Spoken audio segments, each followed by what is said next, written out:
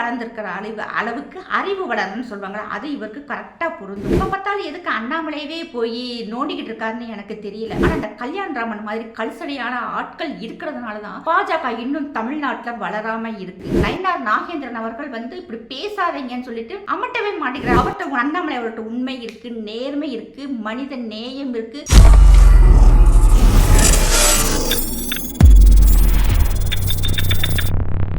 வந்தே மாதரம். சாமானியன் குரல் தேசியவாதிகளுக்கு எனது அன்பான வணக்கங்கள். நம்ம ஒரு சிலரை பற்றி பேசக்கூடாதுன்ட்டு இருந்தாலுமே அவங்க பேசுகிற விதம் அப்படியே கடுப்பாகுது. அதில் ஒரு முக்கியமான ஆள் பார்த்தோம்னா கல்யாணராமன். ஏற்கனவே நான் கல்யாணராமனுக்கு 2 வீடியோ போட்டிருக்கேன். அப்பயுமே அந்த ஆள் திருந்துற மாதிரியே இல்லை. ஆள் வளர்ந்துருக்கிற அளவுக்கு அறிவு வளரும்னு சொல்லுவாங்க. அது இவருக்கு கரெக்டாக பொருந்தும்.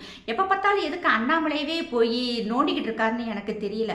அவர் ஒரு பாஜகவில் இருந்தார். மற்றவங்களுடைய செயல்பாடுகள் பிடிக்கல. அவர் வீத லீடர்ஸ் அமைப்பில் அவங்க அதனுடைய ஒருங்கிணைந்த தலைவராக இருக்கிறார். அவங்க இதில் பார்த்தோம்னா அண்ணாமலையை பேசுறதுக்குமே யாருக்கும் எந்த தகுதியும் இல்லை. அதில் அவங்களுடைய தாயாரையும் அவங்களுடைய மனைவியையும் பேச கல்யாணராமன் யார் அங்கே பேசிட்டு இருக்கும்போது எல்லாரும் பேசி முடிச்சுட்டு கடைசியில் அக்கா உமா ஆனந்தன் அவர்களையுமே பற்றி ரொம்ப தரக்குறைவாக பேசியிருக்காரு. நீ என்ன மனைவியா அப்படின்னு சொல்லி கேட்டிருக்காரு. இதெல்லாம் எவ்வளோ பெரிய வார்த்தை. உமா ஆனந்தன் அவர்களோட வீடியோ பார்க்கும்போதேவும் அண்ணாமலை அவர்கள் மேலே இருக்கிற மதிப்பு இன்னும் கூடித்தான் இருக்குது. நான் நிறையா உமா ஆனந்தன் அவர்களுடைய வீடியோ பார்த்துருக்கேன். அதில் அவங்க அண்ணாமலை அவர்களை என்னுடைய மகன் ஆனாலுமே என்னை அக்கான்னு தான் அவர் கூப்பிடுவார். அப்போ அம்மா பிள்ளை ரிலேஷன்ஷிப், அது அக்கா தம்பியினுடைய ரிலேஷன்ஷிப். அது அப்படியாப்பட்ட அதாவது ஒரே தாய் வயிற்றில் பிறந்திருந்தாதே அக்கா தம்பின்லாம் இல்லை. உணர்வால் நம்ம எல்லாம் இப்போ நான் முஸ்லீமாக இருக்கேன், எத்தனையோ ஹிந்து கிறிஸ்டின்ஸ் என்னை அக்கான்னு கூப்பிடுவாங்க, அம்மான்னு கூப்பிடுவாங்க. அப்போ நம்ம இதை எப்படி எடுத்துக்கிறது? அப்படித்தான் உமா ஆனந்தன் அவர்கள் என்னுடைய பிள்ளை, என்னுடைய தம்பி அப்படின்னு தான் அங்கே கோட் பண்ணியிருக்காங்க. ஒரு இடத்துல கூட அண்ணாமலை அவர்களை ஒரு சின்ன வார்த்தை கூட தவறாக பேசினதே இல்லை. ஏன்னா அந்தளவுக்கு அவங்க புரிதல் அவங்களுக்குள்ளே இருக்குது. வீத லீடர்ஸ்க்கு போயிட்டாலுமே இவங்க பாஜகவில் தொடர்றாங்க. இருந்தாலுமே அவங்களுக்குள்ள ஒரு நல்ல ஒரு பாண்டிங் இருக்குது. ஆனால் அந்த கல்யாணராமன் மாதிரி கல்சடியான ஆட்கள் இருக்கிறதுனால தான் பாஜக இன்னும் தமிழ்நாட்டில் வளராம இருக்கு.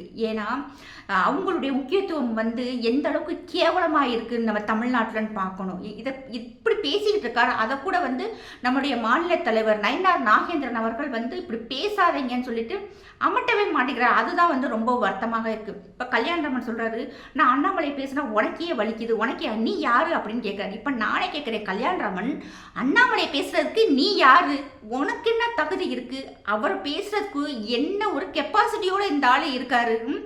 யாருனாலும் அண்ணாமலை பேசிட முடியுமா? இப்போ உமானந்தனை கேட்குற மாதிரி நம்மளுமே கல்யாணராமனை கேட்கலாம் இல்லையா? நீ யார் எப்போ பார்த்தாலும் அண்ணாமலையை நோண்டிக்கிட்டே இருக்கிறதுக்கு வேலை என்ன? இன்னும் பார்த்தோன்னா இந்த ஆள் ஆர்எஸ்எஸ்காரன். எனக்கெல்லாம் எத்தனையோ ஆர்எஸ்எஸ்காரங்க தெரியும். அவங்களாம் அவ்வளோ கண்ணியமாக இருப்பாங்க. ஒரு பேச்சிலே ஒரு மரியாதை இருக்கும். உண்மையிலே சொல்கிறேன், சின்ன பிள்ளைய கூட மரியாதையாக பேசுவாங்க அவங்க. இப்படியாப்பட்ட ஆளுமே ஆர்எஸ்எஸ்ல இருக்காரா அப்படின்னு நினைக்கும் போது உண்மையிலே என்னால் நம்பவே முடியல. அந்த மாதிரி தான் இருக்கு. உமானந்தனை பேசியாச்சு. அதே மாதிரி பார்த்தோம்னா அலிஷா அப்துல்லா அவங்களையுமே தவறாக பேசியிருந்தாங்க. இது பேசுனது கல்யாணராமன். குழந்தை கூட பார்த்தோம்னா அண்ணாமலையனுடைய ஃபேஸ் மாதிரி இருக்கு அப்படின்னு சொல்லி ஒரு தடவை சொல்லி அலிஷா அப்துல்லா பேட்டியெல்லாம் கொடுத்தா அழுதுருந்தாங்க. அப்பவே இந்த ஆள் நாக்கை அறுத்து போட்டிருக்கணும். ஏன்னா ஏற்கனவே எங்கள் இஸ்லாமியர்கள் நிறைய பேசும்போதே இந்த ஆளை விட்டு வச்சது தப்புன்னு நான் நினைக்கிறேன். அன்னைக்கே வாயை உடைச்சு இல்லாட்டி நாக்கை அறுத்து போட்டிருந்தாங்கன்னா இந்த அளவுக்கு இப்போ இந்த ஆள் பேசியிருக்க மாட்டாரு. ஏன்னா எங்களெல்லாம் பேசி கரகண்டாரு. எல்லாருமே போனா போதுன்னு சொல்லிட்டு விட்டுட்டாங்க. இனிமேல் பேசினால் வாயை உடைக்கிறதுல தப்பே இல்லைன்னு தான் நினைக்கிறேன். எப்போ பார்த்தாலும் என்னத்துக்கு நான் எந்த பெண்களை பேசினேன் அப்படின்னு அப்போ அண்ணாமலை அவர்களையும் உமா ஆனந்தன் அவர்களையும் தரம் தாழ்ந்து பேசும்போது அப்போ அவங்க பெண் இல்லையா? அப்போ அவங்கள பேசுறதுக்கு இந்த ஆளுக்கு என்ன ரைட்ஸ்? இது என்ன விதமான மனநிலைன்னா, இப்போ கல்யாணராமன் இருக்காரு, அவங்க வீட்டு பெண்கள் இவருக்கு அடங்க மாட்டாங்கன்னு நினைக்கிறேன். ஏன்னா அவங்களுடைய அடங்காத தனம் இருக்க முடியாது. அவங்க வீட்டு பெண்கள் அடங்காமல் இருப்பாங்க. அந்த அடங்காத பெண்களை இவரால் அடக்க முடியலங்கும் போது அதனுடைய வெளிப்பாடு வேற யார்ட்டையாவது பேசிடுறது. ஏன்னா இப்படியாப்பட்ட ஆண்களுடைய மனநிலை இது இந்த ஒரு சைக்கோத்தனமான மனநிலை. அதனால் இன்னொன்று பார்த்தோம்னா இவரோட அண்ணாமலையுடைய வளர்ச்சியை ஏற்றுக்கிற முடியல. நேற்று அரசியலுக்கு இன்னைக்கு இத்தனை லட்சம் மக்களை, இத்தனை கோடி மக்களை தன் பக்கம் ஈர்த்திருக்காருங்கிற ஒரு வைத்தறிச்சல் வேறு. அதுவும் கண்டிப்பாக நிறைய பேருக்கு இருக்குது. நானே நிறையா பார்த்துருக்கேன், கேட்டிருக்கேன்.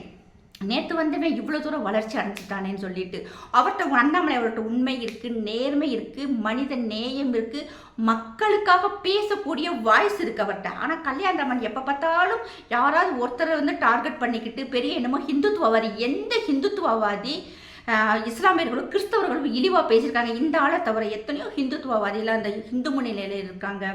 மற்ற ஹிந்து அமைப்புகளில் இருக்கவங்களுக்கெல்லாம் ஒரே வருத்தம், இஸ்லாமியர்களும் எங்களை புரிஞ்சுக்கிறணும், எல்லாரும் வந்து ஒரு தாய் பிள்ளைகளாக இருக்கணுங்கிற ஒரு மனநலதே இருக்குமே தவிர மற்றபடி போய்கிட்டு இப்படி இழிவால யாரும் இஸ்லாமியர்களையோ நபி அவர்களையோ எந்த ஹிந்துத்துவவாதியுமே வந்து பேசினதே இல்லை. இந்த ஆள் வந்து ஆர்எஸ்எஸ்ங்கிறது பொய், பாஜக காரங்கிறது பொய், அதே மாதிரி ஹிந்துத்துவவாதிங்கிறதுமே பொய்.